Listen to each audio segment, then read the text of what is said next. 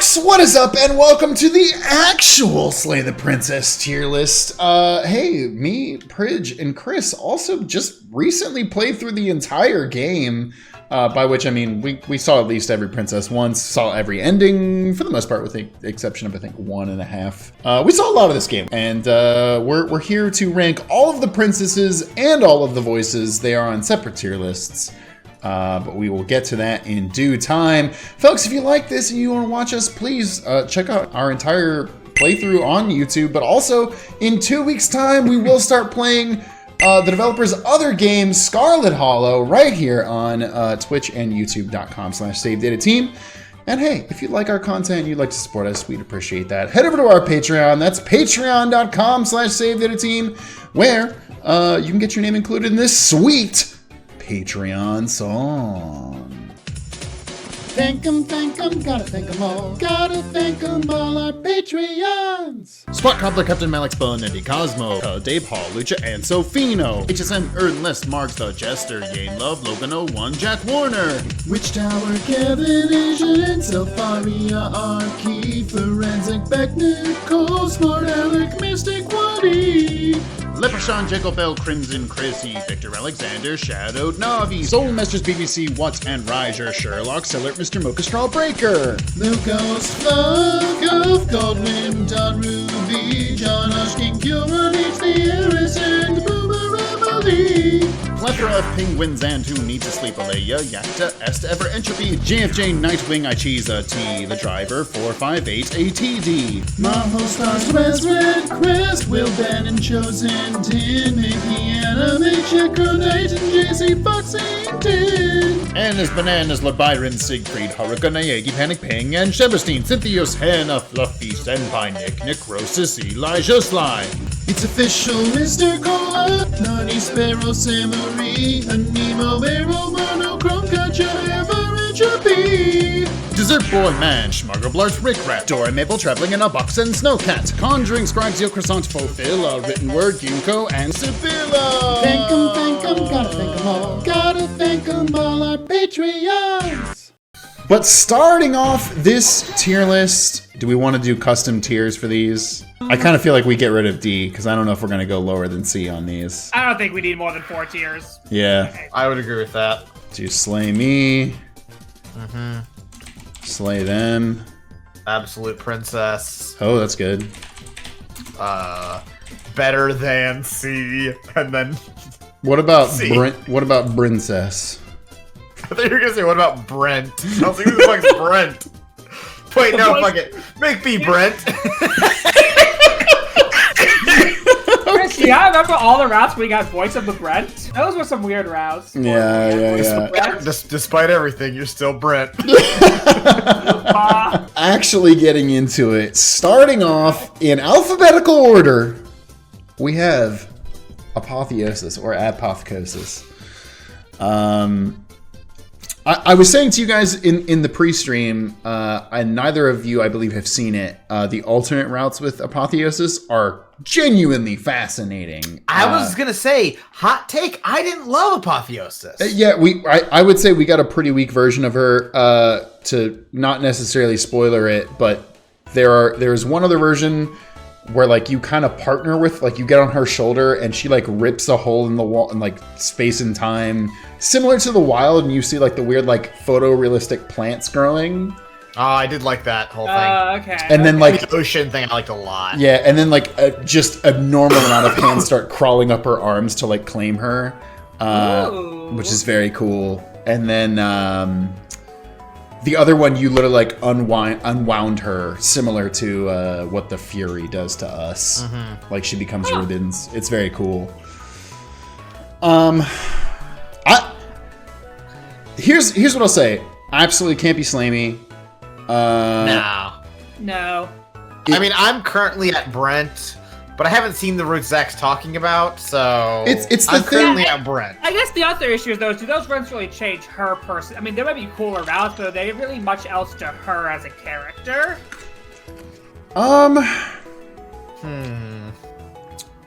Here's what I'll say. I think she's overall kind of overshadowed by the tower being such a whoa moment, and that's not even me trying to be horny with it, but like genuinely so fascinating, and I kind of think Apotheosis just is like another version of that, you know? Yeah, absolutely. I mean, that's the thing. Yeah, is it a little bit of a letdown because She's a Digivolution.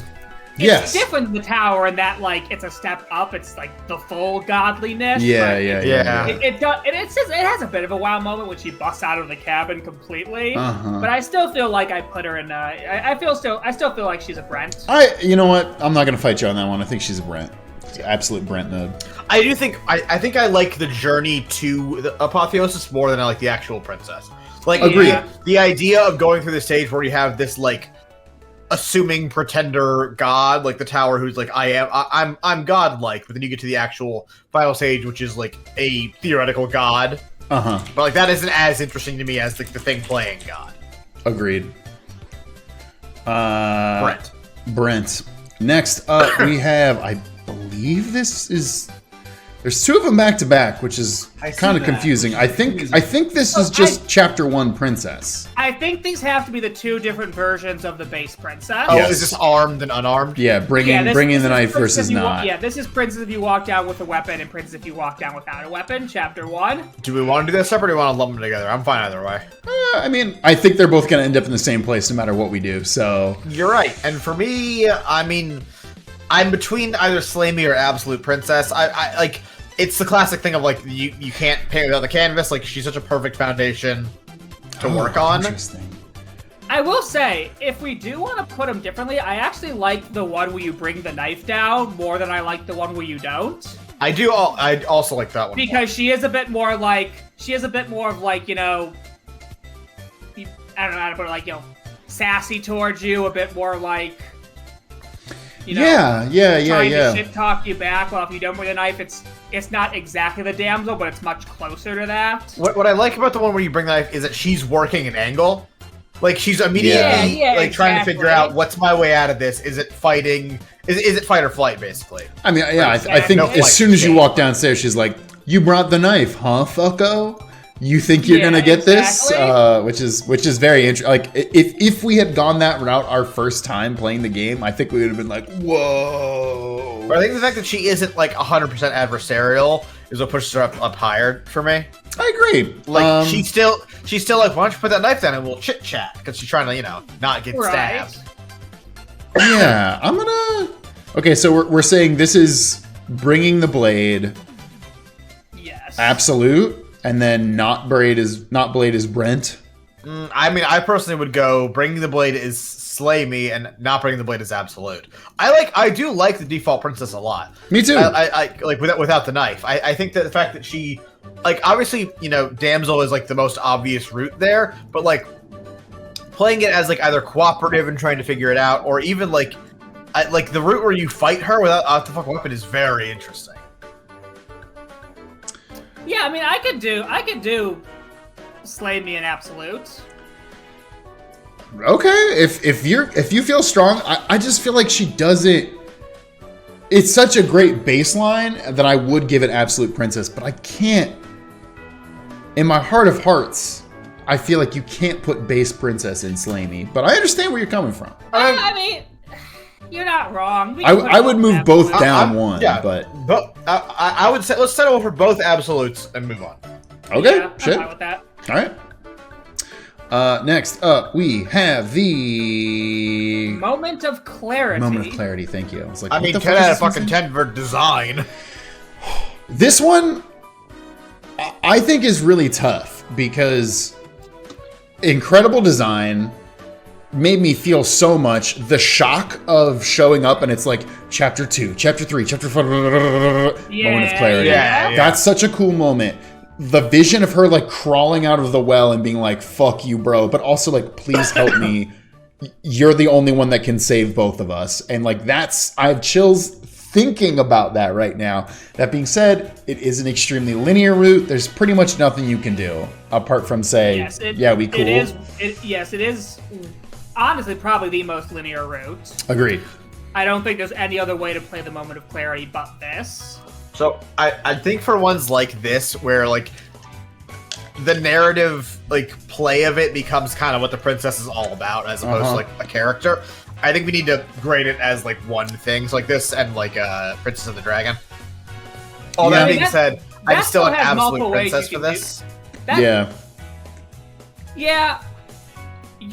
We get this route by staying with the nightmare, right? I believe, yes. Yeah, because she still has the nightmare Yeah, mask. because she shatters. Yeah. She takes off her mask, and you sort of see like you see all the weird things. And you see like the void behind her face. Yeah, I kind of wish I understood more why that leads to that. Here's my thing is like, honestly, no matter what you say about like it being too linear, I do think this is still absolute princess. At least I think this is so cool. When we played this, I was genuinely like enraptured by it. I understand not wanting to put her into Slamey, so I mean, also put her in absolute. I'm fine with that. Chris? I'm more an absolute than I'm Brent, so let's go absolute. Okay. Above base princess I. Yeah, Below, sure. But I don't give a fuck. Sure, we'll put her in between the two. Yeah, do that. Great. just to break them up, yeah. Great. Next we have the adversary. No, sorry, this is Eye of the Needle. No, that's adversary. Oh no, you're right. That is Eye of the Needle. Yeah, it's very weird that they're so similar in design that it's hard to break them up. This is not in alphabetical order. I'm realizing that now. We would have had adversary first. Do you want to do adversary and Eye of the Needle like back to back? We should, because they're so similar. Where are you at, adversary? Four to the right. Yep. Boom. Okay, so adversary. Slamey. I think it's bro, it's so good. What a good route. The design, we found that early. The way that it can like branch out into so many different things, like genuinely and so I think, good. Like, it's also very important for the construction of the game. Like you're likely to get that route very early on. Yeah. Just because the way you get to it, and then like it immediately shows you like, oh shit, there's like levels and past this shit, and like from that you're starting with a very strong character. She's fucking great. Yeah. Oh yeah, I mean she's just pure violence. She just wants to fight. And like the speed at which we go to fight fucking is crazy. It's crazy. And again, just that moment where the stubborn tells you to get up and then goes, oh, but that means she can get up. Too. Yeah, she also gets up. It's really good. It's and really good. Go right back to scrapping until the world ends. It's fucking Bonesaw going, I got you for infinite minutes of playtime.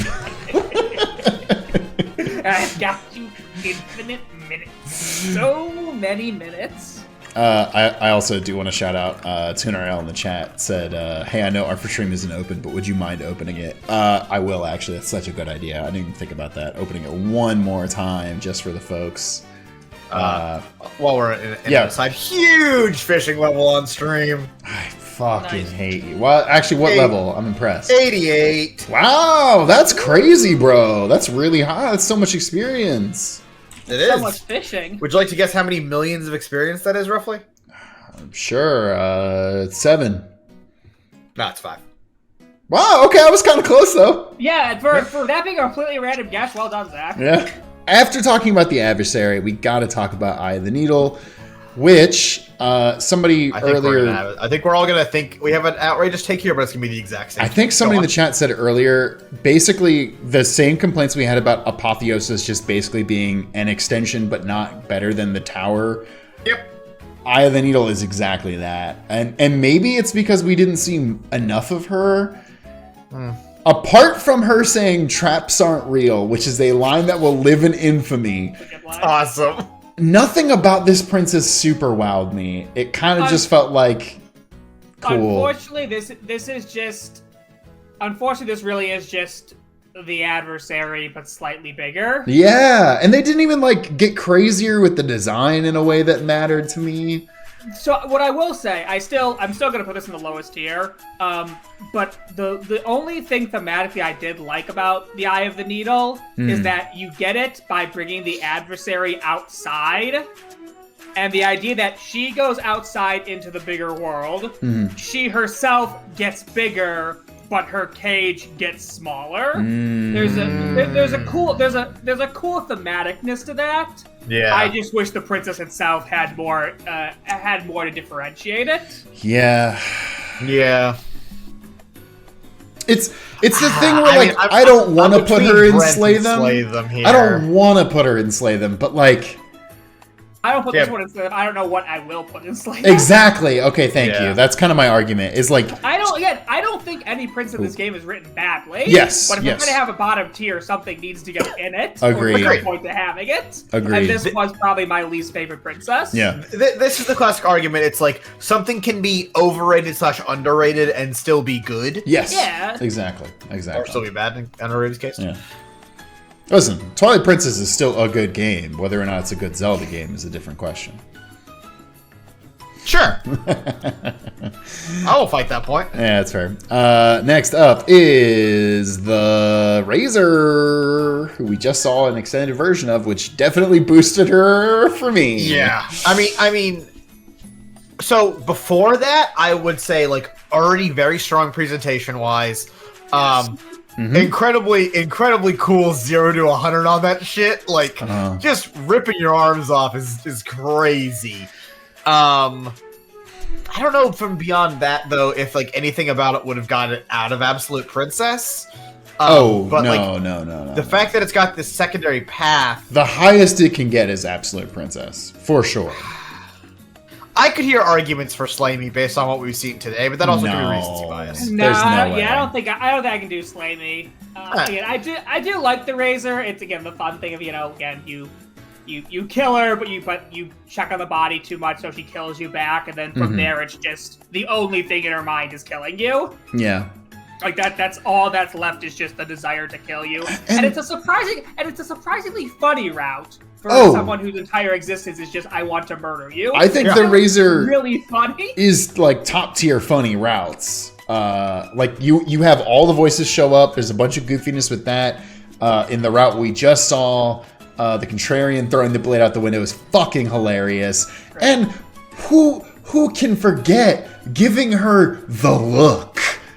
Yeah. And she puts the blade up to her mouth and blushes. That's so funny. That's immaculately funny. It's not often you see slapstick comedy paired with razor sharp swords.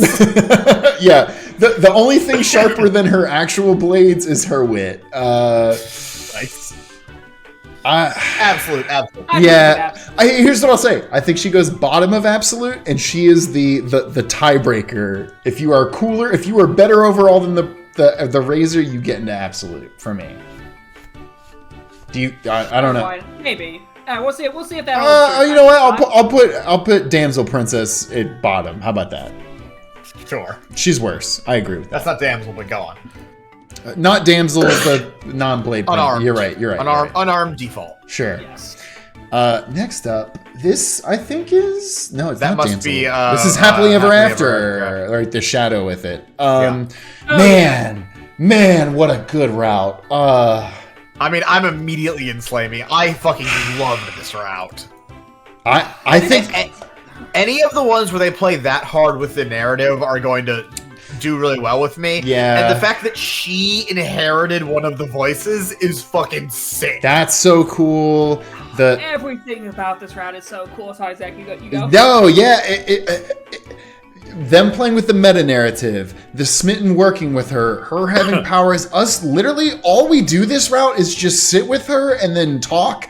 Things go bad and you decide whether or not to leave with her and on what terms.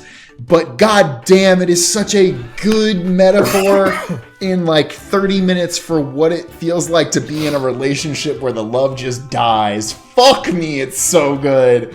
Oh, slay me, baby. Let's go. There we go.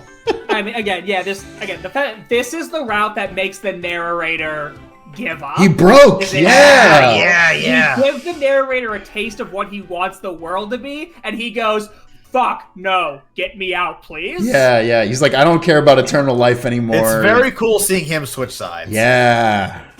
And, you dance under the stars together before the world ends. Oh, man, that's... Which, It's if really you good. ever heard That's music, that's romance. it's a good way to go. Yeah. Are we all cool with putting this above adversary? Yeah. I mean, yeah, this is like one of my favorites. I'm not Yeah, joking. it's really this good. This is one of the top 2 rounds for me. Agreed. Yeah. It's really fucking good. Pretty much everybody in the chat seems to agree with us, so I'm happy with that. I mean, was people in the chat? Was this pristine cut only? Yes, I'm I believe 99% this sure. is, yeah.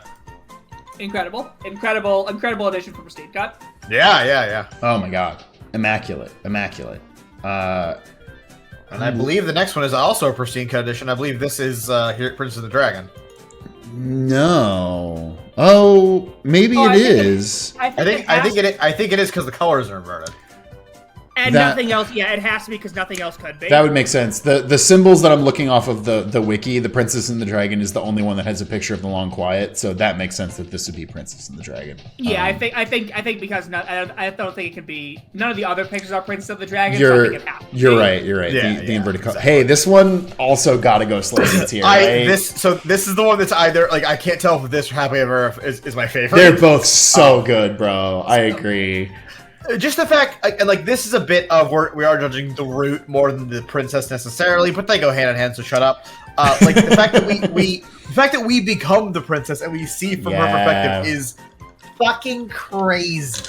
It's a great twist. It's such a good twist. It's crazy the reveal of like, oh no, when you're talking to your different voices, you're just standing there, and she's like, Menacingly. okay, like how long is this gonna take? Oh, okay, now you're talking to me again. You're just awkwardly standing. And It's this is another so root that like good. balances like there's a bit of humor with the fucking like craziness of it. Like when you Yeah. jump back in and the contrarian's like, oh hey buddy, Yeah, I was rooting for you. These assholes wanted to kill you. it's crazy. It's also fascinating to see your body existing without Yes. you in it. Like that was the Yes. thing of like we get to see the scale of the fucking the Birdman. It's Yeah. insane. In regards to that, because there's not that many people, not that many things in this, I do want to do a definitive what is where. Do we That's rank it fine. above or below? As we're talking about it, I like this more than Happily Ever After. I agree too. Personally, I am on the opposite side, but I'm okay being outvoted 2-1. Yeah. Both. I mean, again, they're neck and neck. They're fucking neck and I neck. think honestly, if I had to really call it though, I like the princess more in Happily Ever After. I think she plays it very interestingly, and I like the overall The route. experience. Yeah, of Princess of the Dragon more. I agree with that 100%. But I do like the way she talks to us in Princess of the Dragon. I like her tone. Oh, yeah, yeah. I like the whole bit of her discovering the narrative and like saying, "Well, let's make a new chapter. Here's chapter 4." Like, Yeah. that's fucking sweet. Yeah, mail in in the which chat we named says the chapter. you can't have a top 3 without these two, and I fully agree with that. That's Which something I'm just thinking about now.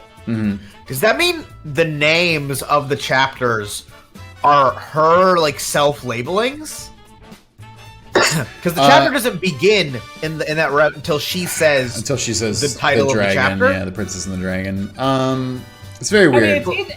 it's either you or her. Yeah, And that's, yeah. Okay, I guess that's a good point. yeah.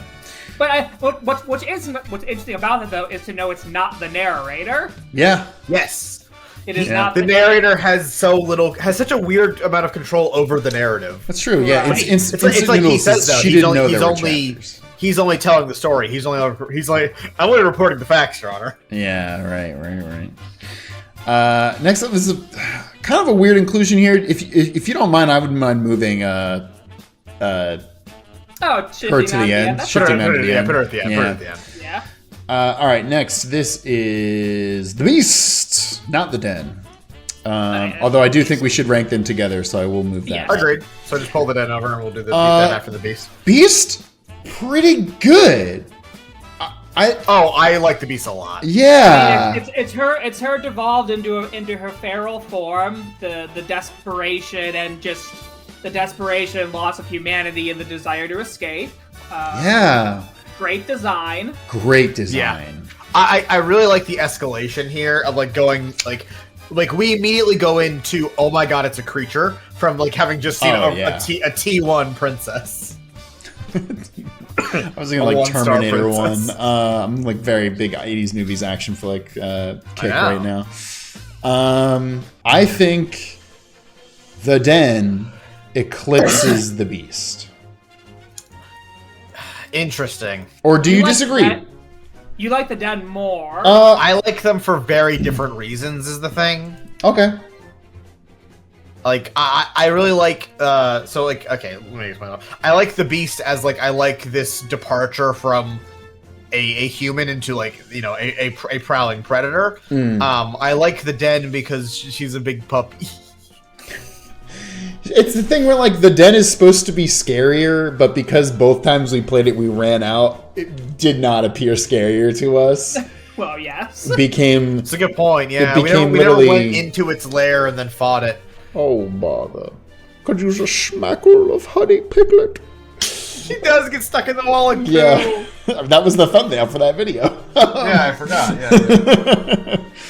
Weirdly enough, I've been working a lot on my Winnie the Pooh impression in the last week and a half, and that's so odd to say. Just hey, I love Winnie the Pooh. You got a fucking thing of it right back there. For some reason, me and Ty have been in the kitchen cooking, and it came up, and I was like, you want a schmackle of, like, whatever food we were cooking. Whatever food you were making. making. Like, would you like a schmackle of this piglet?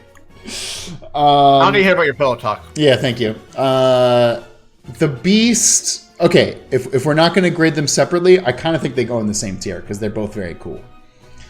I think honestly, they're both absolute princess. When I was saying like I like them both for different reasons, is kind of what I was thinking. Yeah, and they're both absolute for me. Interesting. I would have actually gone absolute before the Den and Brent, but if you guys both want to do both of them for absolute, you can. I mean, I could be persuaded to bring the Den down because I do like it less, but also like I feel like we didn't necessarily see all of that route. We definitely did not see much of the Den. I agree with you. But also, like, I don't know, because, like, I'm not going to want to go into the Den and be like, oh, let me go in to get killed. Like, I'm not going to go in to get got. Yeah. Again, I think the problem is because she's devolved as so much of just an animal, there's not really much you can do besides she chases you and gets stuck, or she kills you. Yeah. Yeah. I'm curious if there's anything outside of those two options. I don't think there is. It's a good point. Yeah, put her in Brent. All right, so we're Den and Brent. We're absolute princess for the Beast. And also, I like that you can get swallowed by the Beast and stab her from the inside. That shit's raw. That's cool as hell. Again, shout out to that commentator who told me to stop looking to stop not exploring them and got killed because of it. Never forget. Never forget. They stopped watching, thank God. Put them above Razor. What did they tell you? Or below Razor? No, they just stopped commenting, so I assume that they didn't keep watching. Below Razor. Okay. Below Razor, yeah.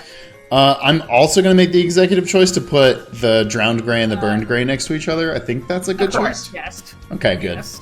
For a second, Prij, I thought you were about to disagree, and I was like, why? No, they are two versions of the same chapter. Yeah. And they're almost certainly going to go in the same tier.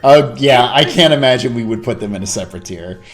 There's an interesting difference about how you get both. There's an interesting difference to the idea of how you get both. That's the weirdest thing to me, is like, you get these in very different ways. Yeah.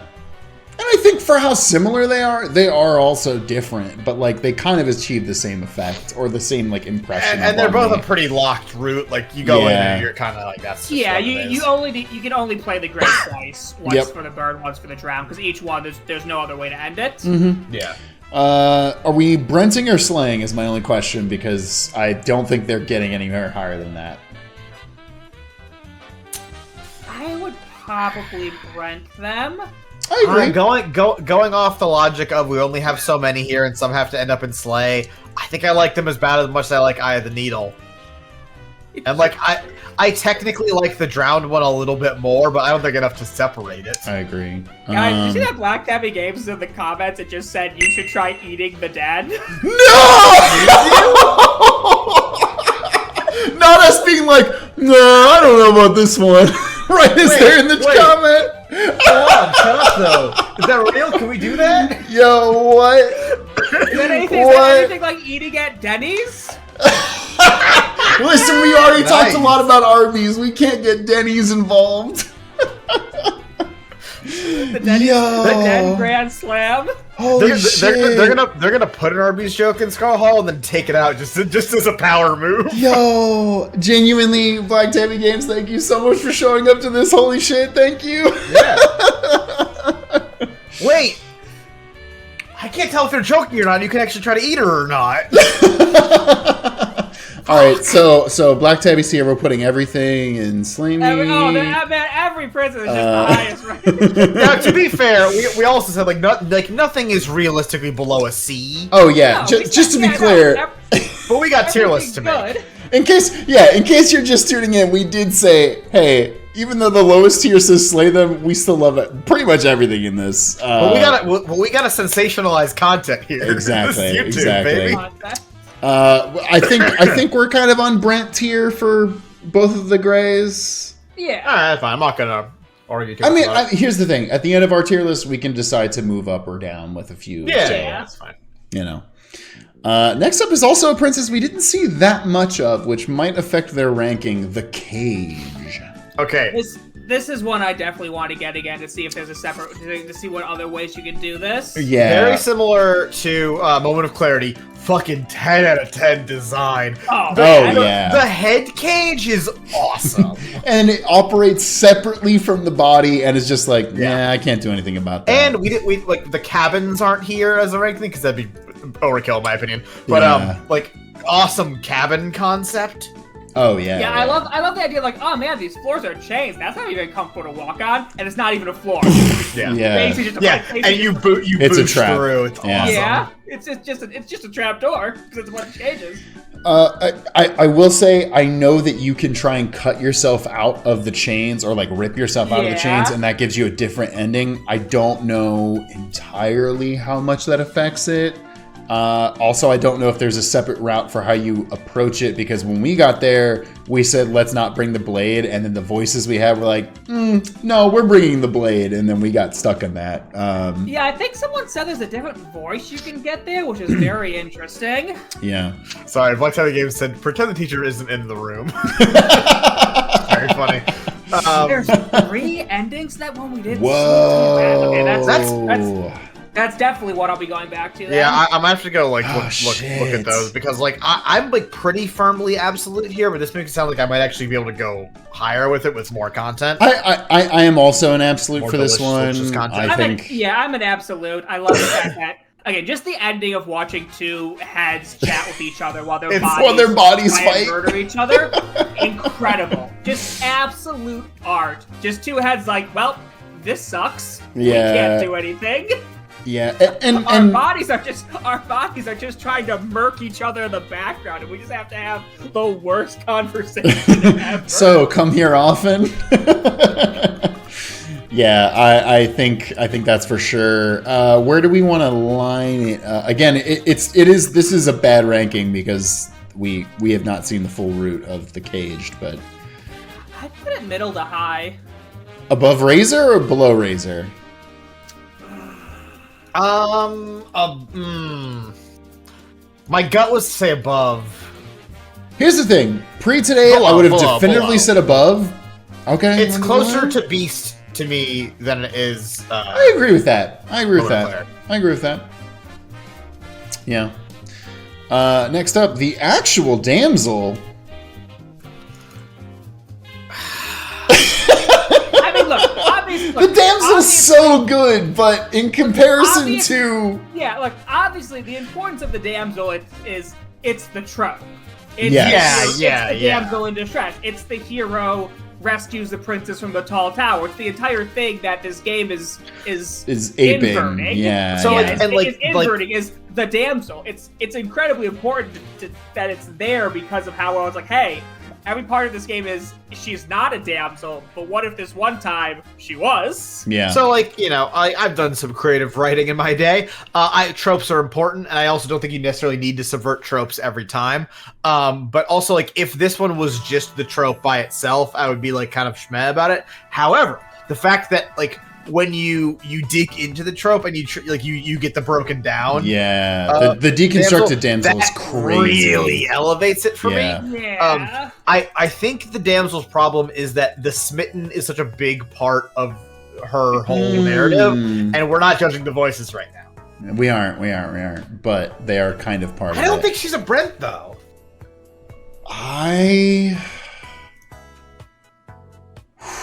Here's the problem, is that I think the damsel is genuinely great.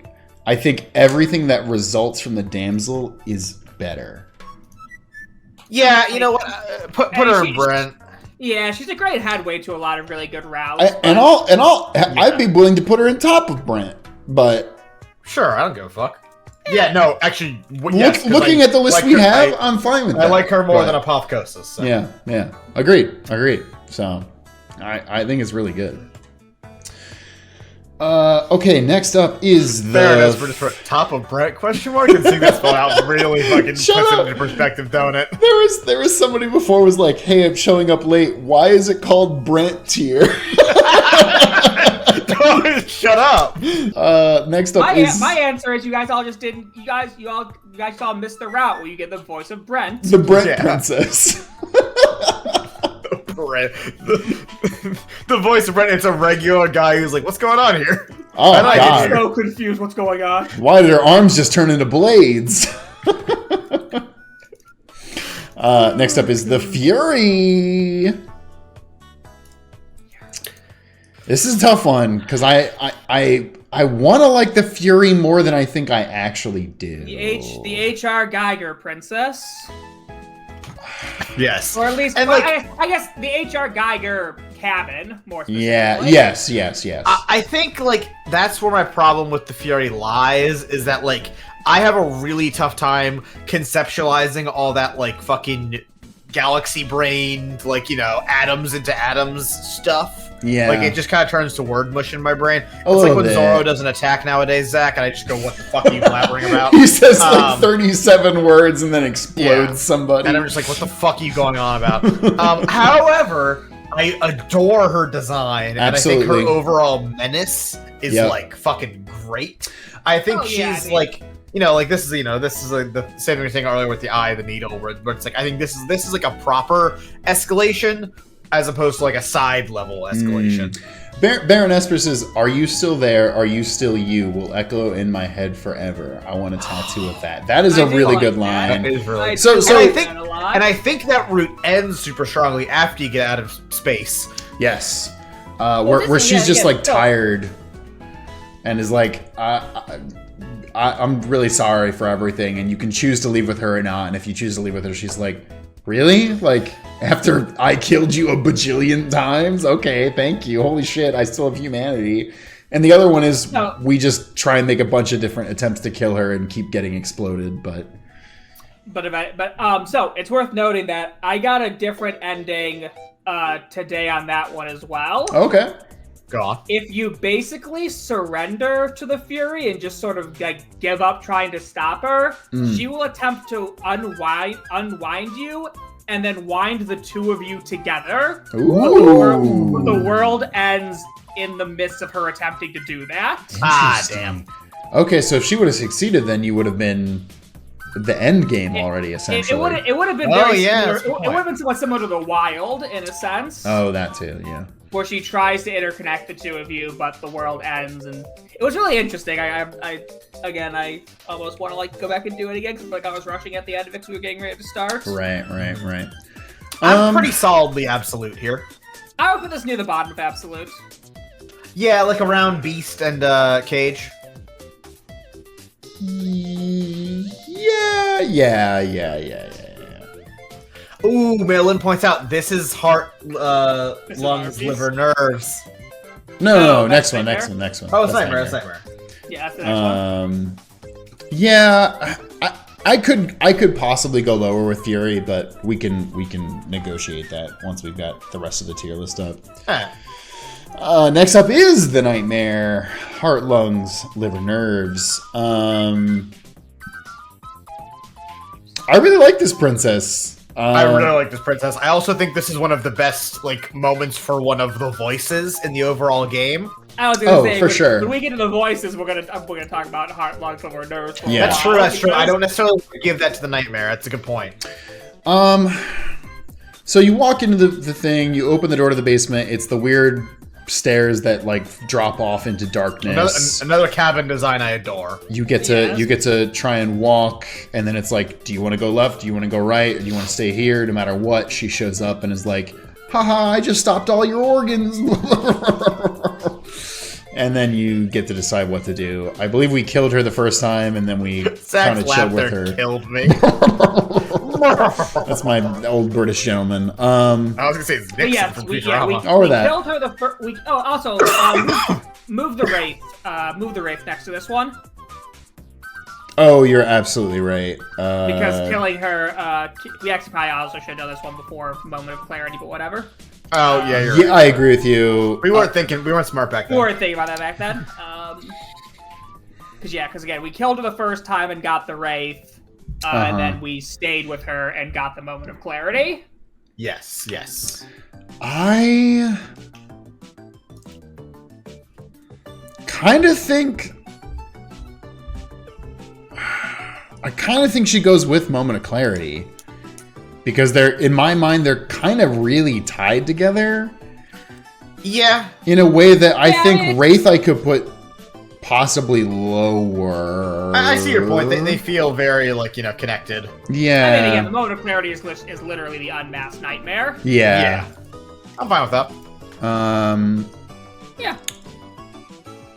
I'm only putting a Moment of Clarity a little bit higher because I feel like it's the culmination, but ultimately there's way more content with the Wraith, and that's my justification on that, so sue me. Next up, Next up is the Wraith. We unfortunately only saw her once, so I don't know how much more I really liked it, though. It's one that I find myself thinking about when I think about this game now. Just the whole bit of her clawing our way up the fucking hallway is so cool. I mean, you want to talk about visceral moments in this game? That is up there. It's freaky. Just freaky. Her possessing you and your all your bones snapping and the sound effects of that. I mean, the sound design of this game is second to none. It's really good. But apart from that, she's like this armored skeleton sort of. Yeah, thing. You know I love skeletons. I have heard that once or twice. But apart from that, I could go Brent with this and not feel bad. Oh, that's wild to me. Okay. I mean, but hey, if you both think Brent, then I'm not gonna say I just some don't sort of skeleton expert. I don't know if again, and I think it's our fault that we only saw it once, but I kind of don't think it's on the tier of complexity and intrigue as the other ones above it. I feel like this is an apotheosis. To me, they don't all necessarily have to be complex and they don't all have to have a redemption arc. I like that some of them, by the way we get to them, are adversarial to the point of no return. For sure. I just think that it's I'm gonna possess you and then we're gonna walk down the hallway together, Yeah, I could put this one on the top of Brent. Alright. And again, it's not me saying I think this is bad. I just think the other ones are more interesting. You don't have to defend that. I have to justify it every single time to defend the comments.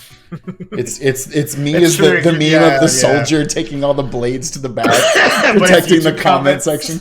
Except actually, chat, I would like for you to comment every inane thought you have while you're watching this video. It helps the video, so please. Also, and this is the one for that. Agreed.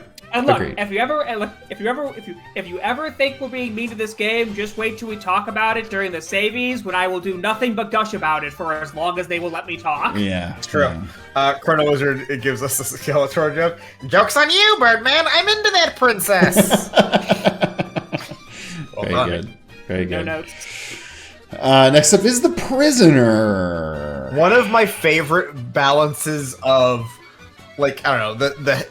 this is the Yakuza princess. This is the one that balances the seriousness and the comedy so well to me. Just the fucking bit of you walking up and locking yourself in the thing, and she's like, "You gotta be fucking shitting me, my dude." And then she's like, "Yeah, I actually hate casual conversation, so don't talk to me," even though it's the only thing either of us could possibly do right now. Oh, it's so fucking funny. She literally, she's just like, yeah, we're stuck here forever, and I don't want to talk to you. I would rather sit in silence for eternity than talk to your ass. I can't not mention her cutting her own head off. What a wild moment that is. Yeah, and like that's like the balance of it. It's like, you know, there's this ha-ha-ha's, but there's also like, oh, damn. I mean, but that's also, it Game becomes funny, like, as long as you can you're get right. into the dark, morbid humor of that, then like her head like wakes up while you're carrying it, and you're like, wait, what? I mean, there is something to the ingenuity of knowing that you cannot truly die as long as you're A mushroom? Yes. The princess looks at the Birdman and says, you cannot kill me in any way that matters. The fact that she knows the circumstances in which she can die completely are so limited that Yeah. she's willing to take the risk of, I'll cut my head off Yeah. and hope on the off chance you carry me out, that's my win con, which Yeah. is wild. But like, what else are you gonna do when you're chained, when you're To the double neck, chained to a yeah. wall with a chain to Yeah. your neck? You have no other option. I love Yeah. also, yeah, the comedic number of chains is awesome. Just the idea of the Birdman holding the pristine blade, like shaking. I'm not fucking scared of you. Yo, genuinely, Black Tabby Games, if you're still here and you're gonna do another pristine cut, do the fungal cut. Come on, give me a fucking fungal mushroom cut. princess. How do we get to a mushroom? That's a good question. Do we put her in absolute though? Is the question. I'm like high absolute. I'm like right next to. I actually think her Really? next to her next to armed princess makes a lot of sense to me because they both have that kind of like you come down to the thing. They're like, hey. we're Sorry, doing you say this you again, say huh? armed prince. Oh, you mean the So the chapter one near the one. top. Really? You think lower? Kind of, because I don't know. The whole fucking don't talk to me bit is so good. it's really I do really like good. this one. Also, I just like I don't know, like just walking down there and seeing that is just really fucking cool to me. It's like the game is like you try to challenge the narrative. All right, asshole, let's see you get around this one, Mr. Clever Man. Yeah. And then you do. There's a lot in her, and I will admit that. So I'm not gonna fight that bridge unless you're No, I like that. I like okay. that. Okay. Next up, we have the final form of the razor, which is separate. Interestingly enough, Arms race. Yeah, arms I race. would put it next to the razor. They're very connected. More than anyone else, one cannot exist without the other. That's actually true. I was gonna say I could put this low, but like No, I mean to They're me, pretty- it is like the same as the razor overall. I wouldn't have put them separately originally, so it makes sense to put them together. yeah. I do like that is the design of she's just swords is fucking awesome. She though. truly is just blades. It's like that like have you seen that it's a thing of like a I believe he's a trading card maker, but it's a Japanese artist who takes his son's like doodles and turns them into like fully realized monsters. Oh, that's sick and as it's hell. I fucking love sweet. when people do stuff like that. Yeah, this gives that same energy Yeah, I in a agree. good way. I agree. Next up, I'm not sure what this one is. Oh, Spectre. It's Spectre. Spectre. Yeah, I was gonna say the spectral, but that's not right. Oh. Remember the one that's very ghosty with the knife in her? Yeah, this is the one you have to. Oh. This is the one you have to get before you get Princess of the Dragon. Yes. When you stab yourself when she possesses you. Yes, absolutely. Oh god, you're right. I say we got that. She's. So first off, this is the one who says "Hiya, killer," which is automatically a million bonus points for me because the sing-songy ethereal way. She's just like, "Oh, hey, you killer." It's really good. okay. Hey, bird boy. Just impeccable. Oh, I forgot. I genuinely forgot about this princess, and I feel bad about that. This is one of the ones that to me though is like I like the product of her root better than her root itself.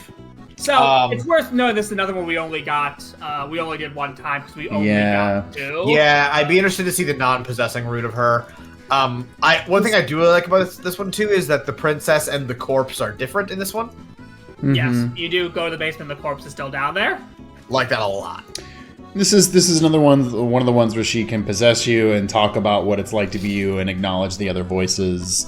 That's always very cool in my book. Yeah, when she possesses you, she literally says, "Are you what's up with these shards of glass in here. She instantly figures out the deal, and it actually kind of freaks the hero out. Like, wait, and like what's going on? And then, referencing the mirror is good. Yeah. Good. Yeah. And then she starts to kind of feel bad that she gave the hero an existential crisis. Yeah. I think, I mean, Absolute's getting stacked, but I think like with where we have Princess and the Dragon, considering this is like a stepping stone to that, I think not putting this in Absolute's kind of like crazy. I mean, I would actually put this one in Slay Me. I love Whoa! this princess. I love this. Is my favorite ghost design. Again, I love the sing-songy, ephemeral way she talks. The way she just sort of floats around you and does the sort of like ghost like brushes across you.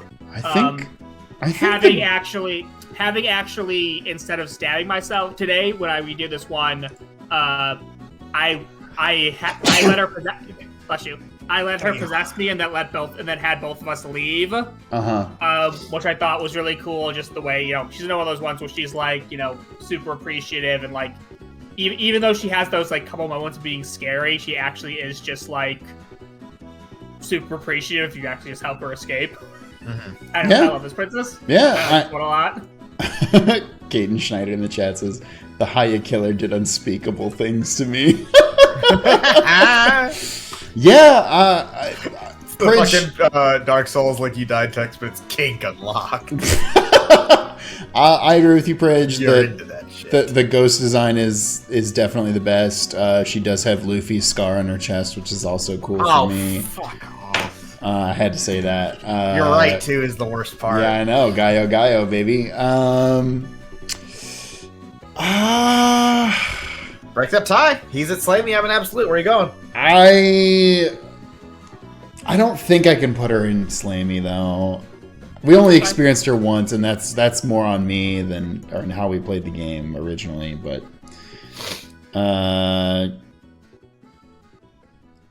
you know what? I'll put her atop of Absolute though. I'm fine with that. Sure.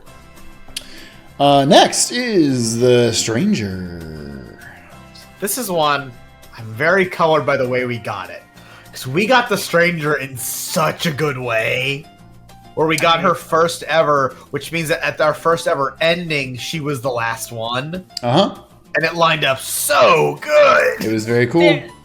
There is something that's meant that this is not only a Chapter 2 princess, but also the essentially only way to get a different endgame princess. Yeah!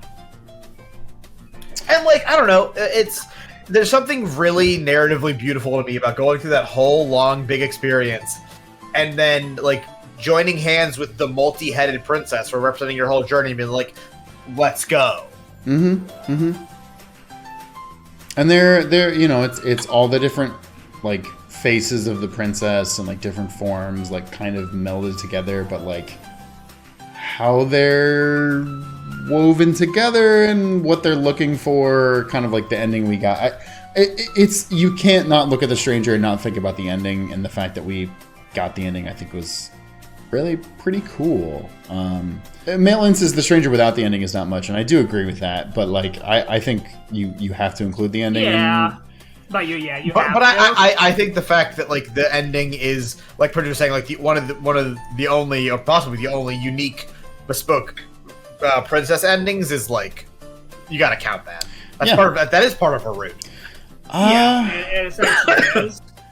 I think she's low Absolute for me. I'm high. I'm Slay Me. I'm all the way up there, baby. Whoa! Yeah, I like this one. Like I'm saying, it's definitely cultured by the way we got it, but like that was a hell of a 1-2 punch of video game for me. Wow. Where you at, Prij? Yeah, I'd put her in Slay Me. Let's go. Whoa! Holy shit! Okay, gamers. Black Sabbath Games agrees that the ending is part of her overall route. Agreed. Yeah. So suck on that, Twitch chat. The developer said it, so there you go. Mom said it's my turn with the Xbox.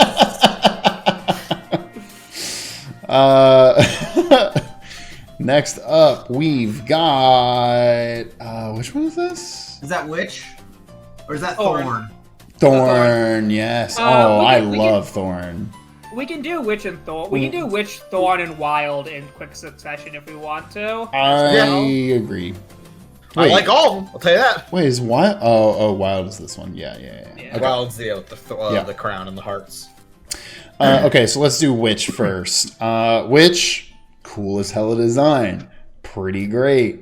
I like the slightly feralness to it. Yeah. It reminds me of we actually in my high school when we did Macbeth, we did the witches as like slightly beastly, which I thought was a really good touch. Yeah. That's a common depiction of witches as being losing a part of their humanity through witchcraft, so they do become somewhat animalistic in nature. Yeah, either like scaly and like demony or like, Traveling in a Box points out, which is cat girl. That is true. Which is the actual cat girl princess. For all you freaks out does there. get points for that. Also, yeah, I love the like adversarial, but she kind of doesn't want to be adversarial, but she's like, I gotta be. I'm sorry. To me, though, that is something that pays off better in the Thorn than it does in the Witch. Agreed. She's a great pathway, but she's not like the end thing for me. But also, the Witch in which you betray her or get her like angry at you, and so she's like, I'm gonna fucking smash us together so that we both die is so good. That second witch we got where the cabin caves in and smashes you to that death, was really good, yeah. That was insane. Not expecting that one. Really good. Yeah. It's the thing where like I don't want to keep putting everything I like in Absolute Princess.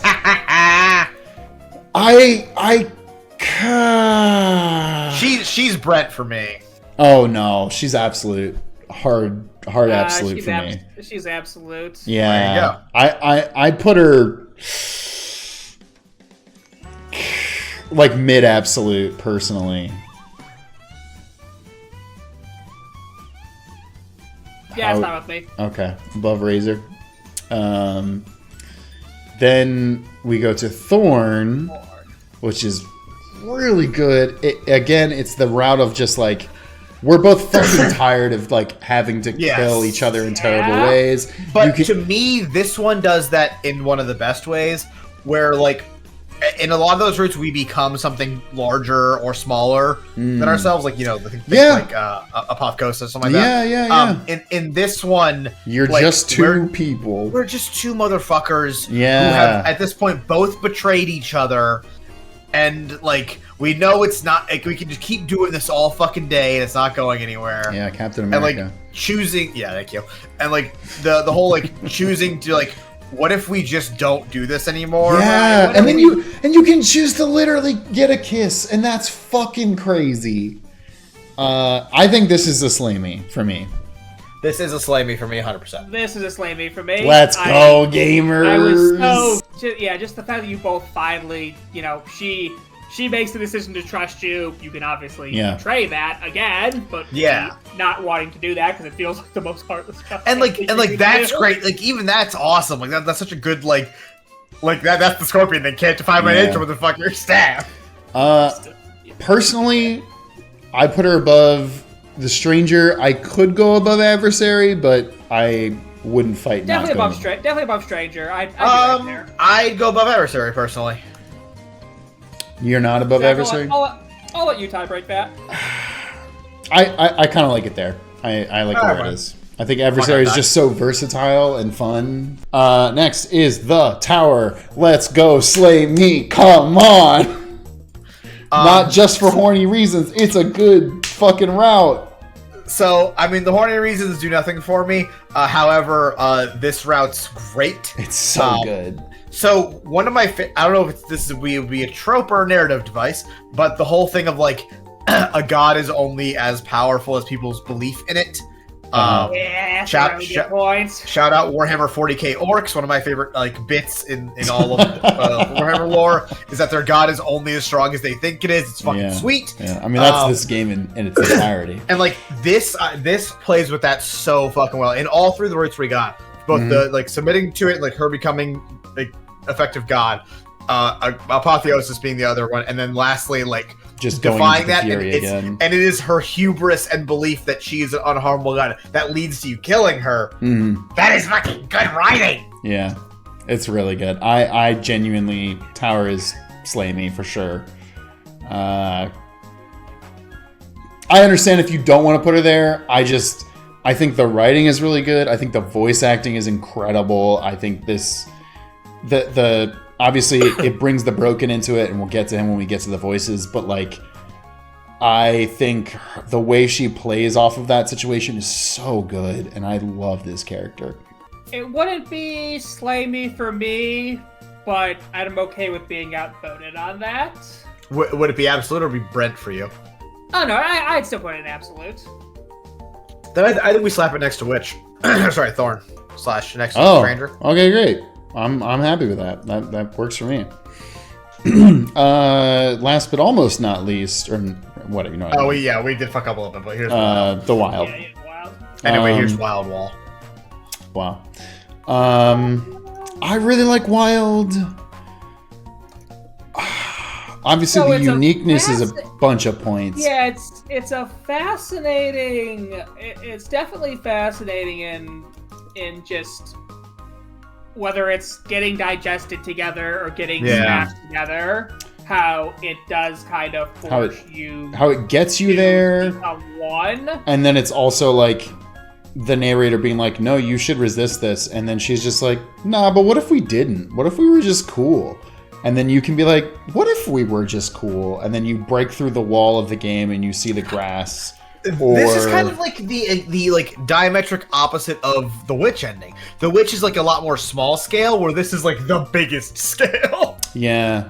Which is interesting that the Thorn. Which is interesting that they're both like out of the Witch. You either go big or you go small. It's true. You go big or go home. Yeah. You go. Yes, exactly. You go big or you go home with your cool Thorn wife. Interesting thing about this one, mm-hmm.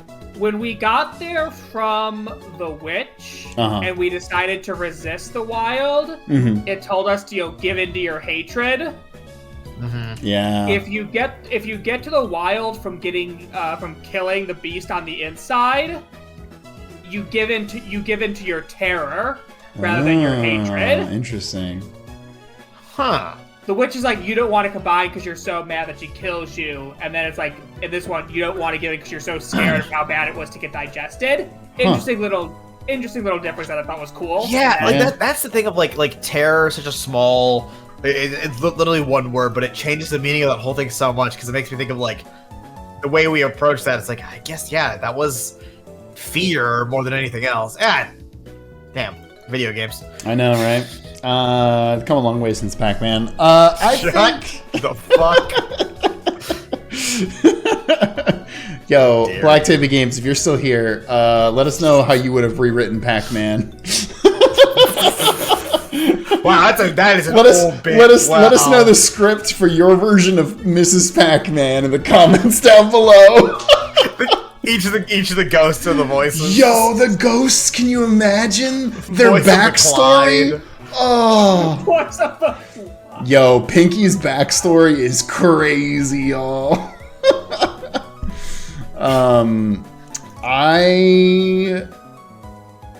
I would go high absolute. I could be persuaded to slay me. It's not slay me for me. Okay, cool. I put it in mid to high absolute. I put it in mid to low absolute. I think we're going mid absolute. Sounds like it. About there. Sure, yeah, that's fine. I'll go below Witch. How about that? Yeah, I must say I actually like Witch more. I like Witch more. So, and last but not least, okay, the figurative and literal big mound. One. Yo, Black Tape Games says, "Eat the den and get our answer." I need answers now. Fuck. Shit, I don't need answers about Zach's Pac-Man bullshit. I mean, this is like such a difficult. This one's so hard to scale because it's like it's the final boss of the game. Yeah, it's the end game, literally.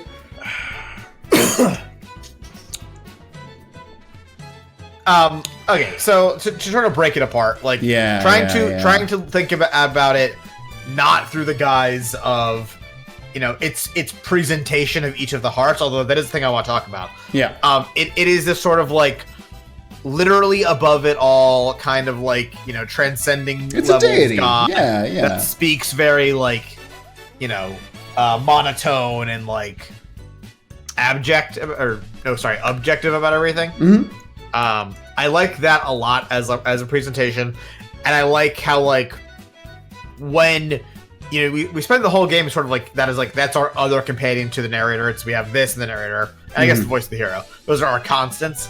And then like, but once you confront this one, it immediately goes like 0 to 100. Like, okay, if you wanna say no, fine. Guess we're doing this. Yeah.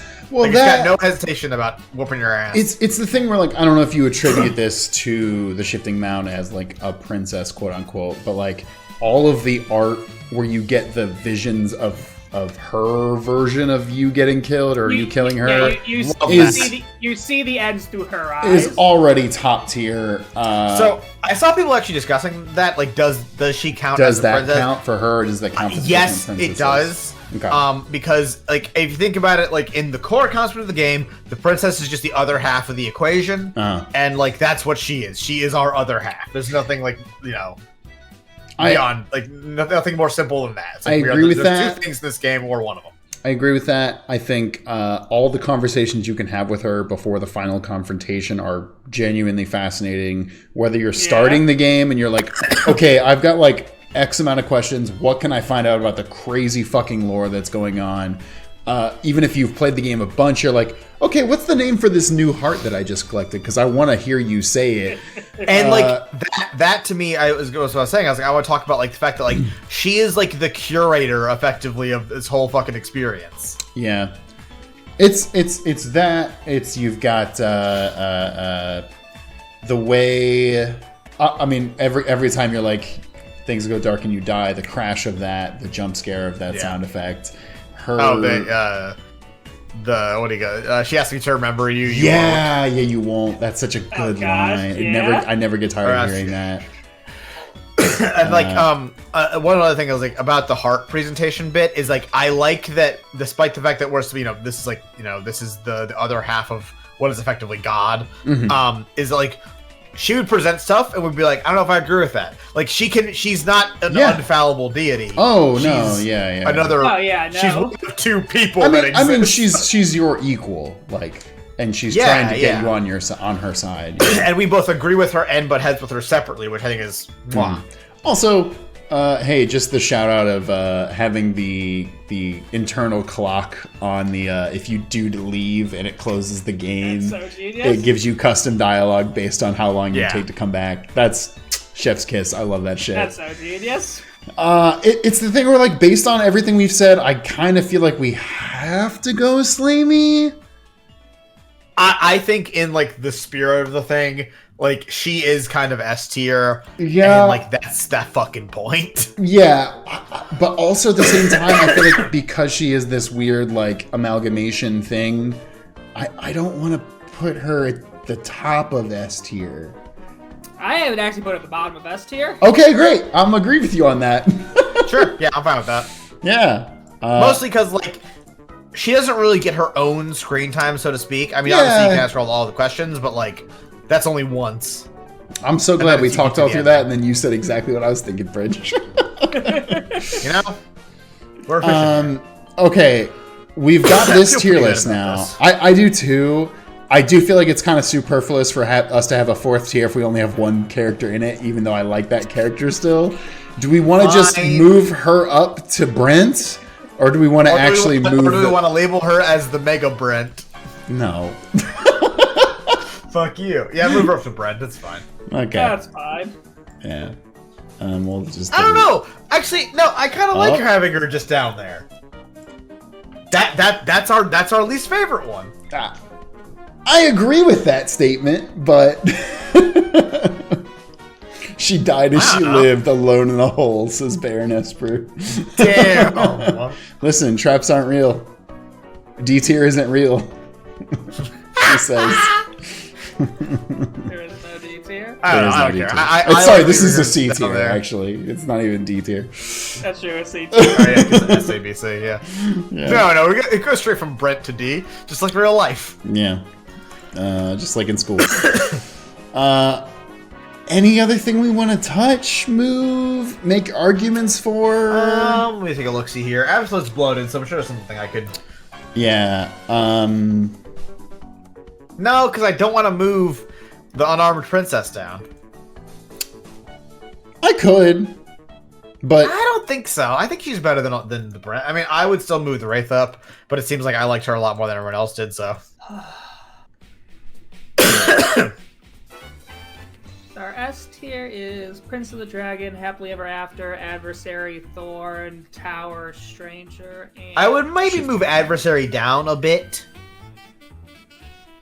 I wouldn't move her down more than one. Yeah. Right? At most, I'd move her one to the right, but... Well, I mean, if you guys don't want to move her, then fine. I think she's just really good. Yeah? Easily the best Chapter 2. IMO. I mean, there's no other... Well, apart from The Stranger, there's no other Chapter 2 in Slam. There's Tower. There's Tower. Oh, you're right. That is a Chapter 2. Yeah. No, I think you're right. She's the best Chapter 2. Black Tabby Game says, my only hard disagree is Apotheosis and Brent. We talked about this. I think Apotheosis is really good, and it is definitely colored by the fact that we didn't see get all the root. Yeah. I love the other ones though, but you know what? We're only ranking off of what we've seen, so I think that we can't rank off of all the roots. Also, I mean, genuinely looking at this, we only put 7 in below A tier, which is such a bad job on our part and such a credit to how much we like this game. We're bad at bell curves. Shut up. What endings did we get? Arguably, we're great at bell curves. Well, no, you're right. This is it's a bell plateau. Yeah. Black Tabby Games did ask, what endings did you get? We only saw Apotheosis once, and we got they're good princesses. We took the dagger at her eye. Yes, we chucked the dagger at her eye. Which was incredible. Oh, goddamn. They say, that was the worst of hers. Damn it. No! Alright, well, she's Brent with an asterisk. Look, it was still great though.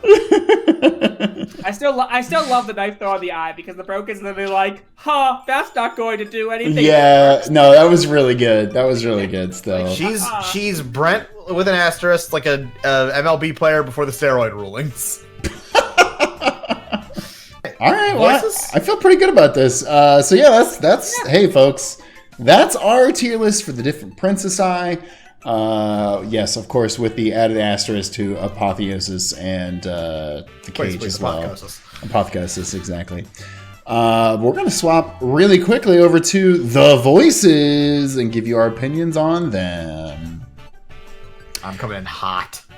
We should also cut off one of these tier lists, I think, or tiers. I mean, definitely. We just proved that we might not even need 4. Yeah. We should have 4 though, because we had 4. Shouting. Auditory. Audible. Use promo code voice. Yeah, this is sponsored by Audible. Bleeding. Brent. No! Brent! It has to be Brent! And then course. Oh, I was gonna say proceed. Can we just write fuck this guy? We definitely will have a voice in fuck this guy. Alright, starting off with our boy, the voice that was with it through us all, or with us through it all. Yeah, words. The hero. I'm so conflicted about the fucking hero. Agreed. Because a lot of the time he does nothing, but when he steps the fuck up, I do love it. He steps the fuck up, bro. He is such an interesting choice because he wants to be the hero in the story. Yes, but he unfortunately is not. Right, but when presented with the information, he's like, whoa. Right, he wants to climb the tall tower and save the princess, but the prince is going to end the world, so he also wants to save the world. So he is very confused, and I respect that. Oh, I think because it ain't easy out here. Yes. No, it is not. I think, as Chris pointed out, the twist on the trope is very good with him. I think sometimes he becomes a little bit too much of a centrist for me to love him. But again, I think the problem is that he has to be the straight man. Yes. Because we need a straight man. Like, yes. this story requires it. Yeah. But you can never discount the ending of him being like, hey man, what's up? You're trying to fight. He becomes Clippy in the scene, and he's like, hey man, I see you're trying to fight the shambling mound. Would you like me to take you back to the cabin? Would you like me to pull in the fucking Avengers? Yeah. Would you like to assemble? For that, he goes to Audible for me. He's A tier. Would you care to assemble? Vader's doing some assembling this evening. Yes, no, I think he's absolutely. I think he's top of. I think he should. I agree. I agree. I think he's top of Audible. Currently, for me, he's gonna be top of Audible. Like, he's gonna be pretty hard to beat without going to S. Is kind of where I'm thinking. Right, exactly. Agreed. Absolutely. And like, you know, we're with him so much, and we get so much like back and forth from him, and he's really like the immediate ally against the narrator. Mm-hmm. Yeah, Archaeopterygides D says, here is the default protagonist, mostly for the better. Agreed. Yeah. No, that's our stuff, said the Tempest. Very good. Such a good quote. God. That's my stuff. As you can see, that's the stuff that I need, and you've taken it away from me. He's very concerned about our stuff. Exactly. Next up is the Stubborn. Let's fucking go. Are we not putting him in top tier? He's an absolute mad lad. Yes. Put your hands up and shout to the sun, up and shout. He's so good. He is literally the meme. Man too stubborn to die. Yes. Too angry to die. Yeah. He is literally man too angry to die. Oh, he's so good. I mean, I'm immediate S tier with him. Yeah. He's good in every route, but of course he's so good in the adversary's route. Yes. Which was one of our favorites. I think he is one of my preferred versions of taking control of the narrative. Yeah. Where like a lot of them are like they either do it by happenstance or they do it like kind of slyly. He's like, no, shut the fuck up, narrator. We ain't done. I didn't hear no bell. I didn't hear no bell. No, see, the best part is it's even better than that, because the narrator literally says you die, so he did hear a bell. Yeah. And just said, nope, just kidding, no bell. He literally says, death don't toll for me. He said, sorry, did I mention I was deaf in that ear? Can't hear high-pitched noises. Next is the Broken. And hey, fuck this guy. I think the Broken actually does cool things sometimes, but most of the time I fucking hate this guy. So the Broken... This tier list is a bit easier than the princesses for me. Agreed. Because I can do this off of a personality thing, and I fucking hate this douchebag. Here's the thing. I think the Broken is the negative parts of the Cold with very little of the cool parts of the Cold.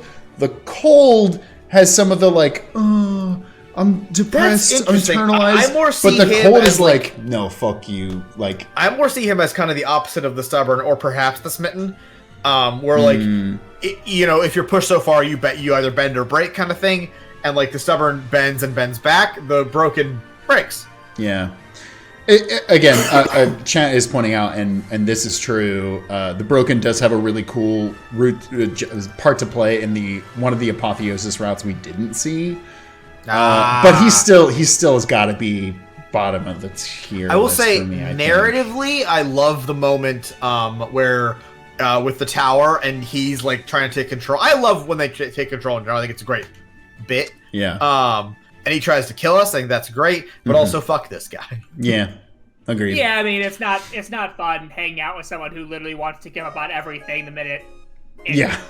Not even the minute it gets hard. The minute there's the chance it could get hard. Yeah. He's like, no, I'm out. He's pre-given up. Yeah. Yeah, he's given up before you even contemplated what you need to give up about. Yeah. It's like it shows you why you wouldn't want to hang out with Eeyore. He's that friend that asks like Chris or Vic to go out like after 10 p.m. and they're just like,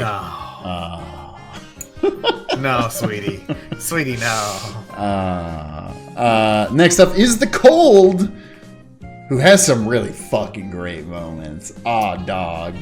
Yeah, now Cold, he just doesn't care. Yeah. He just doesn't give a fuck. He doesn't care if he dies, he doesn't care if you die, he doesn't care if the world ends, he is just...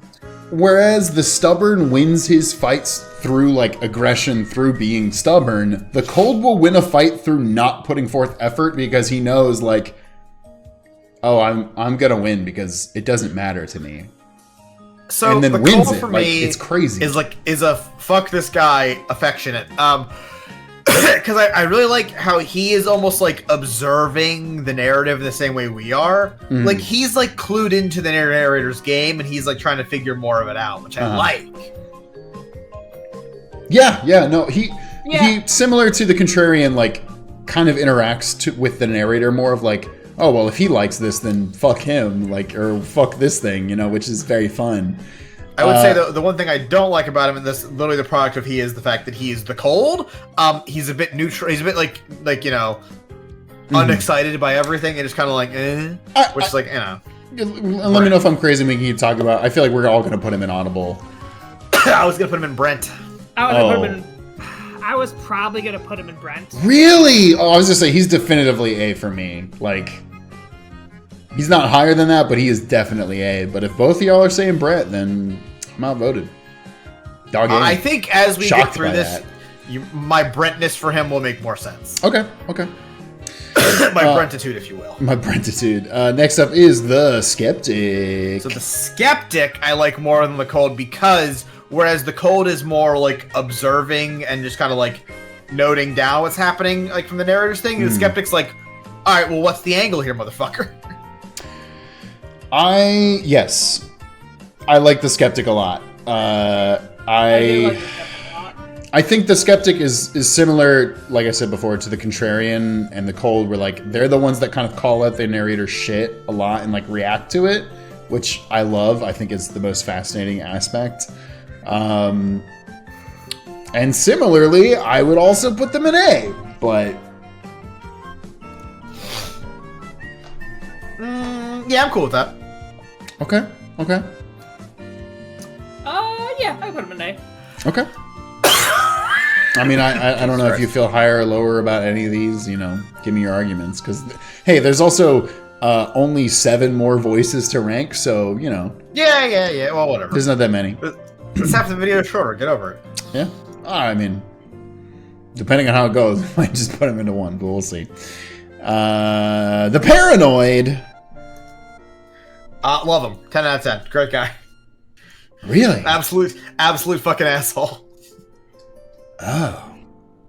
I mean, I don't like he's not S tier, but like I like him a lot. I really like, very similar to the skeptic, like in like kind of everything about them. But I just love the fact that it's like this to me is like the Thorn or anyone like that, where it's like they were pushed to an end, they adopted a personality choice, and it's severe. Yeah, it definitely is the thing with the voices where it's harder to differentiate them sometimes because there's not like a physical component to link Chat's them to. also pointing it out. That is heart, lungs, liver, nerves. Okay, yeah, that's gonna go S tier for me. I'm sorry. That is one of the best moments in the entire game. Wait, that was Paranoid? That's what chat's saying. Ah. I'm pretty sure it is, yeah. Because it's not skeptic and it's not. Oh wait, is that not hunted? No, I don't think it's hunted actually. No, it's paranoid. It's paranoid. Yeah. In which case, yes. I'm sorry. S tier. Yes, that is legit one of the coolest things in the game. Yeah. Literally, just goated. Your entire body stops working, and he wills it. It's obviously the stubborn brings you back from death, but the way he's just like chanting. A ghost curses you to die, and he just like reminds your organs that they exist. Yeah. And that jump starts them. It's so fucking consumption. What I like about that too is like that one really implies to me it's like he's been here before. He's done this rigmarole before, which to me, like in this game, is crazy. Yeah. Next up is the cheated. Yeah, one of the more ant ones. I don't like. He's not in that many routes as I recall. I think out of all of these, he's the ones I think I have like the least opinion of. Like I have more of a stronger opinion about the broken, the cold, the hero, this guy. Like the cheated is just like, yeah, he was there. Yeah. I feel like that's bottom Brent Brent. Course here. Yeah. I'd Brent him. Yeah, absolute Brenton. It's a new white person named Brenton. There's an A where you wouldn't expect it. Yeah. There always is. Next up is the Hunted. Hunted is goated for the beast route, where the Hunted is like, dodge left now. Dodge. Apart from that, it gets a little harder to like pinpoint moments for the Hunted, personally. Am I crazy? No, but like, no, you're not. But like that is kind of the Hunted's moment to shine, and he's really good in that. For sure. I like how it almost becomes an action game for some beats there because of him, which feels is pretty like cool. It. Yeah. I don't know. I'm audible. I think I'm audible with him. I would agree. I think he's low tier audible. Personally, I do like the cold more than him, but he fell at the Brent, so that's where it's at. That's where it's at. Next up is Opportunist. Oh, the absolute scumbag. Yeah. Affectionate. Probably the worst. He's like he's the biggest piece of shit by far. But man, like him and Contrarian both dropped definitely like some of the funniest lines in the whole thing. Just the fact that he is like a Contrarian and he's literally always playing the angle. When he stabs you and you jump back into your body, he's like, "Oh, hey, pal. Yeah, good to see No, you wouldn't believe what these assholes wanted to do to you. you." His angle in the dragon and the princess is extremely funny. Yeah. Was it him or the Contrarian in the one we were just doing where he was like, "Man, whoever threw that fucking dagger away is a real asshole." That was the Contrarian. Okay. Yeah. Which is why he's gonna go in S tier when we get to him. He's absolutely gonna go S tier. But so, Opportunist, does he make it into S or is he merely inaudible? Oh, I think Opportunist is coarse, bro. Opportunist sucks. Fuck this guy. Great. Whoa, I think he's Fuck this guy affectionately. I mean, fuck him affectionately, but not even that affectionately. I see what you're saying. Like, he deserves to go in the worst tier as a congratulations. But I think it goes so far back around that he's awesome. Okay. I mean, I think also part of what hurts him is I think he shows up he's one of the least common voices to see, so there's less to go off of. But when he does show up, you have the little joke of like, oh, haha, you're playing the side that benefits you the most, but also fuck you sometimes, bro. But I think it's the level at which he commits to it that makes him awesome. Yeah.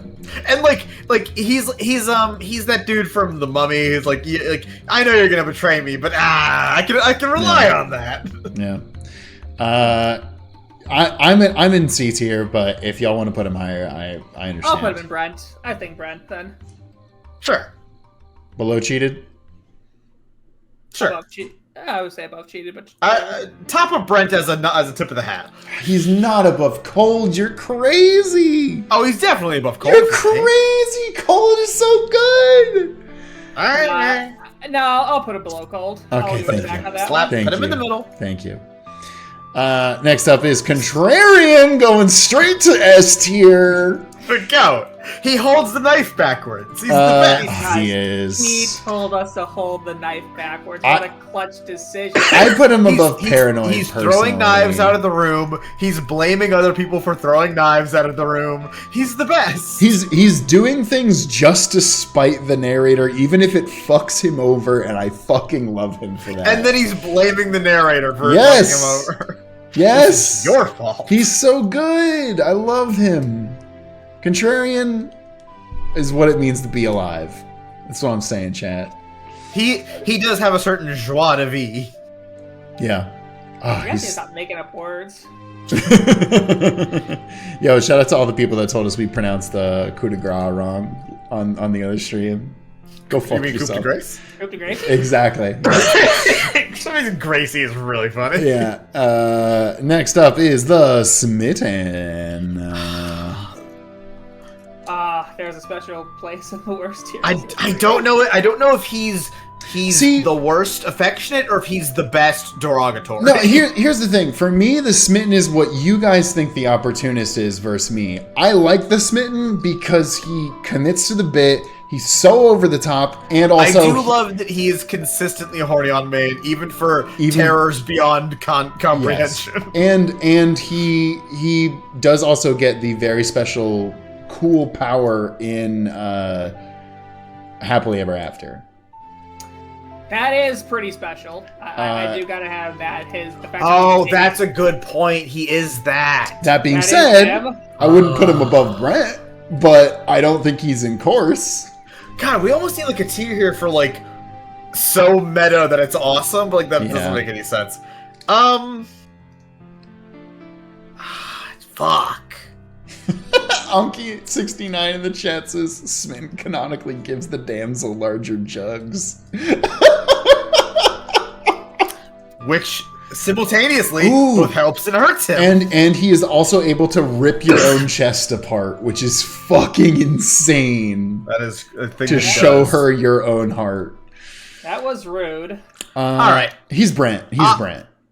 I was gonna say let's go put him in audible.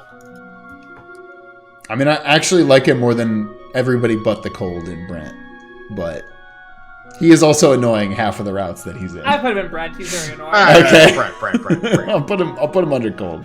Next to opportunist.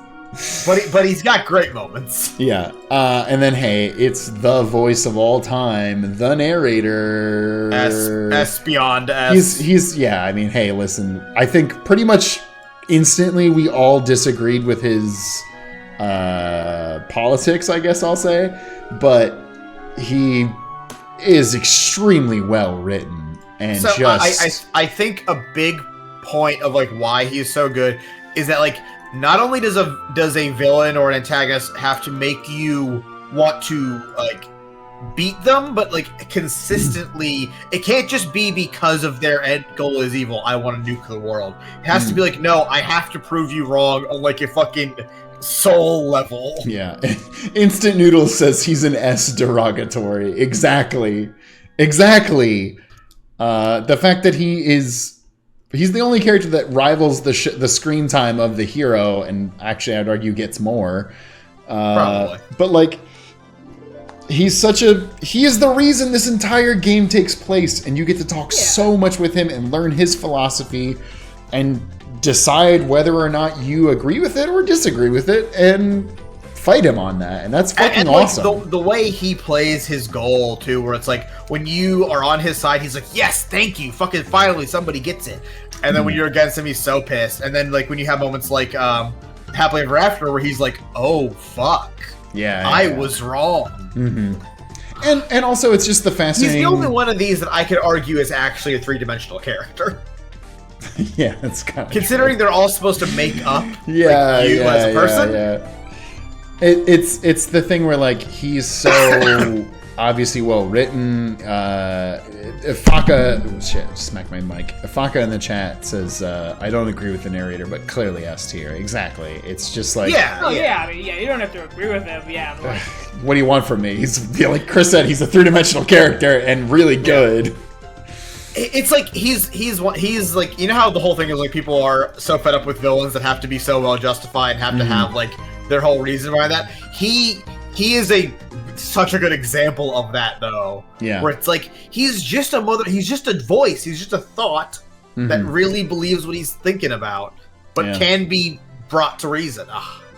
And the mirror conversations with him at the end are really, really good. Oh yeah. They're very interesting, yes. It's just like and to the concept of him being like who the narrator isn't even who he was. He is, like they say, like an echo of that original person who set this all into motion, and the mentality of which that has to put you under. It's actually a person, or if it's just like an interpretation of humanity. Could be, but like the idea of like if I was a clone of me, and it's like, all right, you're entrusted with this mission where basically no matter what you're gonna die, but you might save a universe.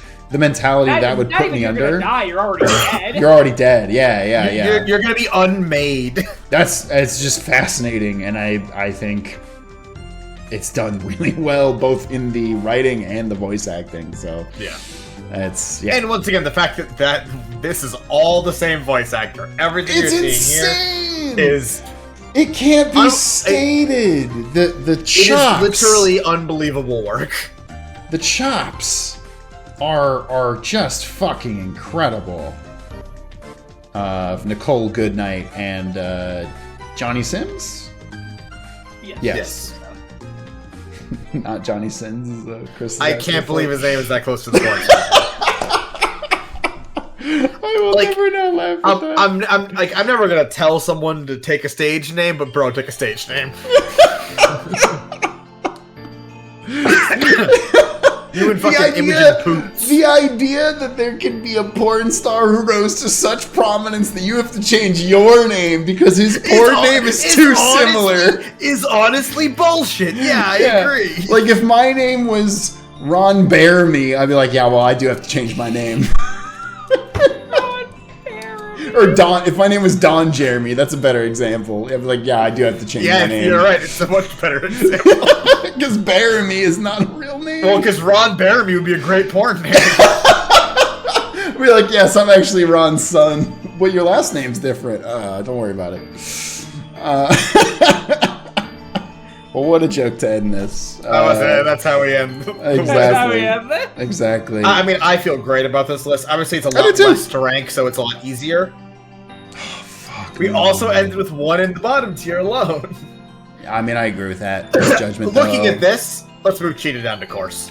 Yeah, I'm fine with that. All of Brent are these ones that, like... They have moments, at least. They suck, but they have something about them that is, like, great. Whereas Cheated, I think the Cheated is the most, like, kind of, he doesn't really do anything for me voice. Whereas, like, the Broken, I hate him, but, like, I get what they were going for. Game, respect game, but fuck off. Yeah. Also, shout out to... Which is, like, opposite of the narrator, which is, like, fuck off respectfully, sir. Shout out to Free Ads Going Here, who said, how long till Johnny Sin stars in the porn parody Lay the Princess?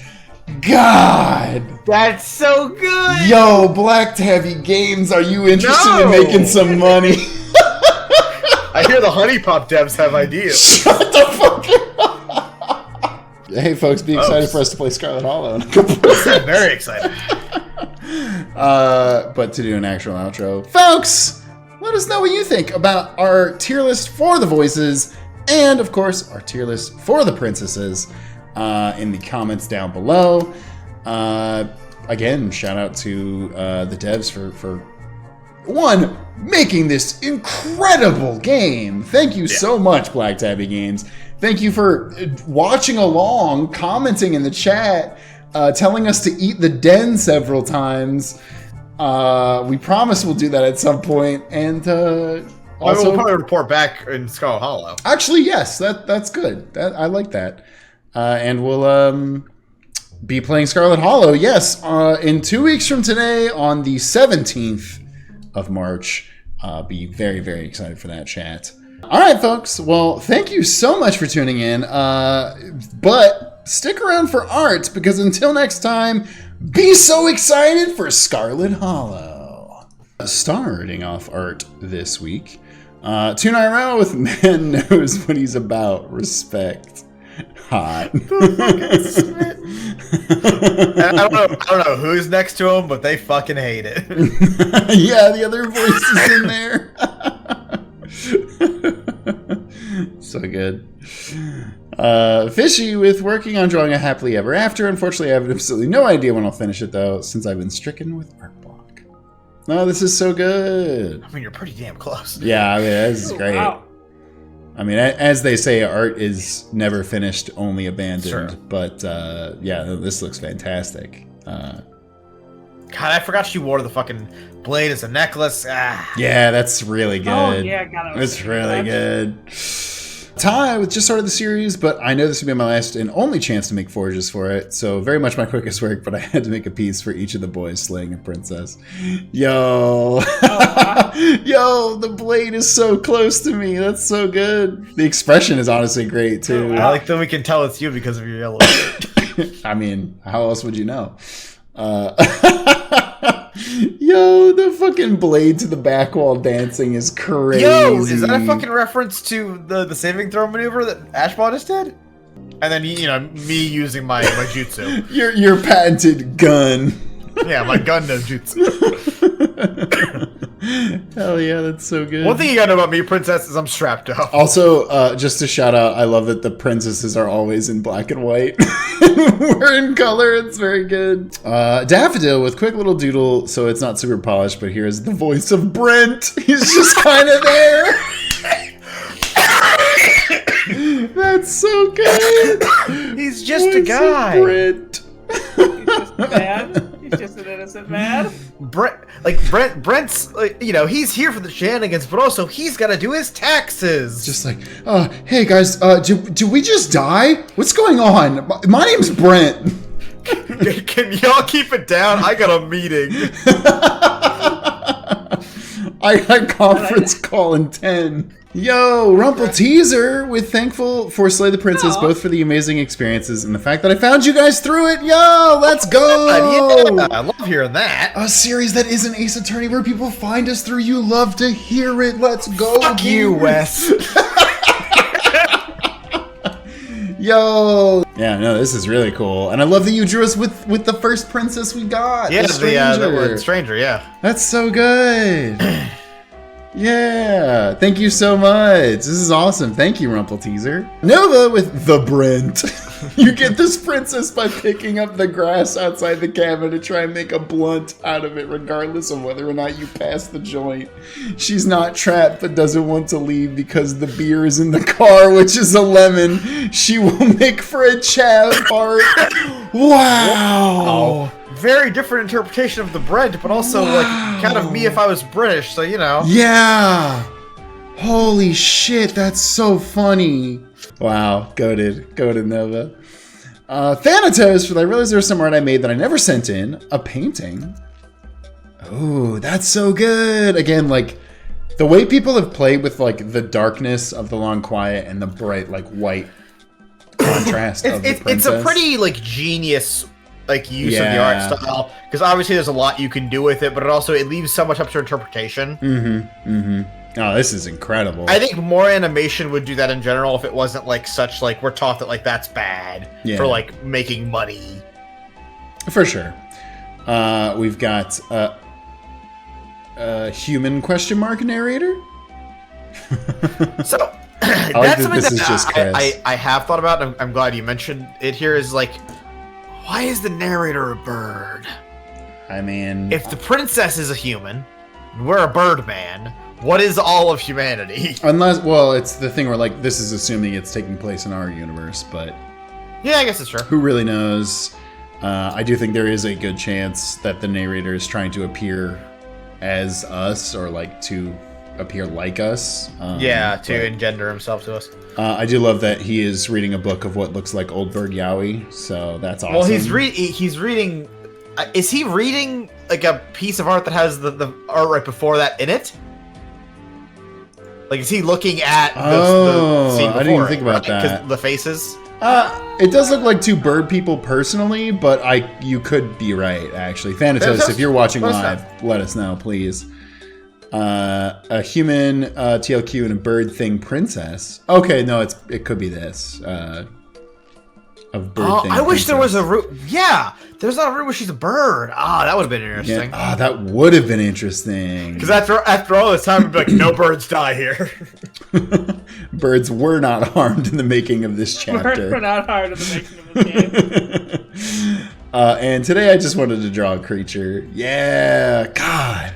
You just gotta draw a creature of unknown legs and limbs. So good. Hell yeah, Thanatos. Absolutely amazing work. Thank you so much. And Chrono Wizard with, I swear I wasn't going to draw anything, but y'all asked for a fungus princess. Let's fucking go. Let's fucking go. The shroom and the parasite. Yo.